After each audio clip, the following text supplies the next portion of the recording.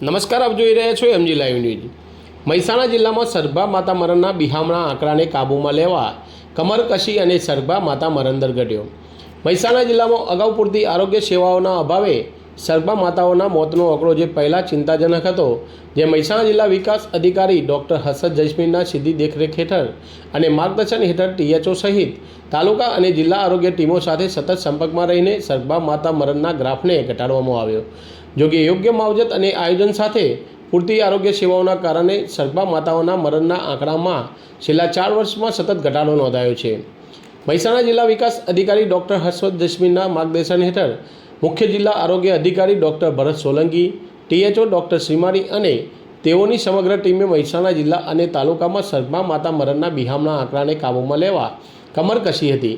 સૌપ્રથમ સમગ્ર ટીમે જિલ્લામાંથી સરભા માતાઓ શોધી કાઢીને ધનુરના ઇન્જેક્શન સહિત 7 ગ્રામ કરતાં ઓછી HB વાળી સરભા માતાઓના લોહીના શુદ્ધિકરણ માટે આર્યન સુક્રોઝ અને FCM ઇન્જેક્શનનો પૂરતો સ્ટોક કરી દેવામાં આવ્યો અને જુદી જુદી NGO મારફતે પણ સરભા માતાઓને ન્યુટ્રિશન કિટનું વિતરણ કરવામાં આવ્યું હતું।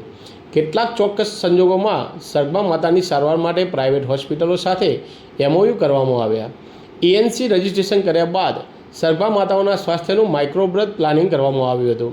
તાલુકા કે જિલ્લા લેવલની ટીમ દ્વારા સરભા માતાના ઘરે મુલાકાત લઈને માતાને જરૂરી સૂચનો અને માર્ગદર્શન પૂરું પાડવામાં આવ્યું હતું।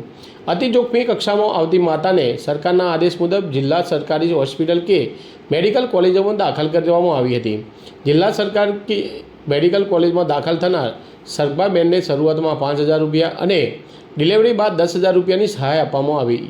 માતા મરણના કારણો અને એના ઉપચારોની સતત સમીક્ષા તેમજ સારવાર અંતે 2021થી 2022માં 39 માતા મરણ, 2022થી 2023માં 23 માતા મરણ, 2023થી 2024માં 22 માતા મરણ અને 2024થી 2025માં 18 માતા મરણ સાથે સરભા માતાના મરણમાં નોંધપાત્ર ઘટાડો જોવા મળ્યો હતો।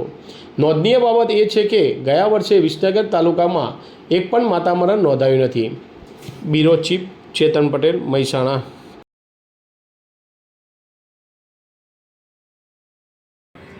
બર્થ માઇક્રો પ્લાન રેગ્યુલરલી અમારે જે કરવાનો હોય, મારે કોઈ પણ સગર્ભા બેન ક્યારે એની ENC રજિસ્ટ્રેશન કરવામાં આવે છે। ENC રજિસ્ટ્રેશન કર્યા પછી એમને કોન્સ્ટન્ટલી દર મહિને આપણે મોનિટર કરતા હોય છે અને જ્યારે રજિસ્ટ્રેશન કરીએ ત્યારે એના ધનુની રસીઓ પણ આપવામાં આવે છે। પછી એ જ વખતે પ્લાનિંગ કરતા હોય છે કે આ જોખમી સગર્ભા છે કે નોર્મલ છે કે, અને એનું બર્થ માઇક્રો પ્લાન પ્રમાણે એ બેનની નજીકમાં નજીક કેવા સરકારી હોસ્પિટલમાં કેવા ડિલિવરી થાય છે એ પ્રમાણે આખું આપણે બર્થ માઇક્રો પ્લાન કરવામાં આવતો હોય છે।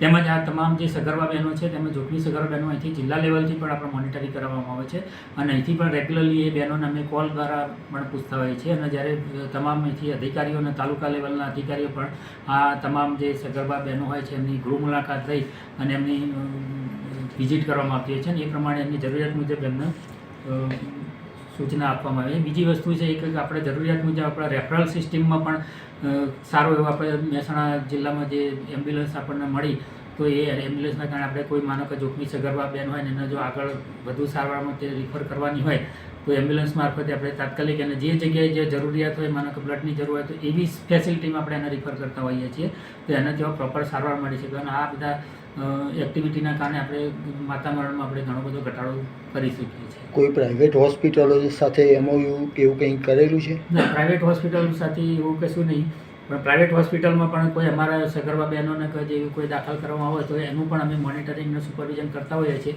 અને અમારા જનની શિશુ સુરક્ષા કાર્યક્રમ અંતર્ગત પણ GSSની અંદર અમે બધું જે કોઈ ખર્ચો થતો હોય તો કરી શકીએ છીએ। અતિ જોખમી માતાઓ માટેની શું વ્યવસ્થા કરેલી છે? એ અતિ જોખમી માતાઓ માટે બી અમારી સરકારશ્રી દ્વારા પરિપત્ર કરવામાં આવેલો છે કે એ તમામની ડિલિવરી સરકારી જિલ્લા સરકારી હોસ્પિટલ તેમજ મેડિકલ કોલેજ ખાતે જ કરવામાં આવે।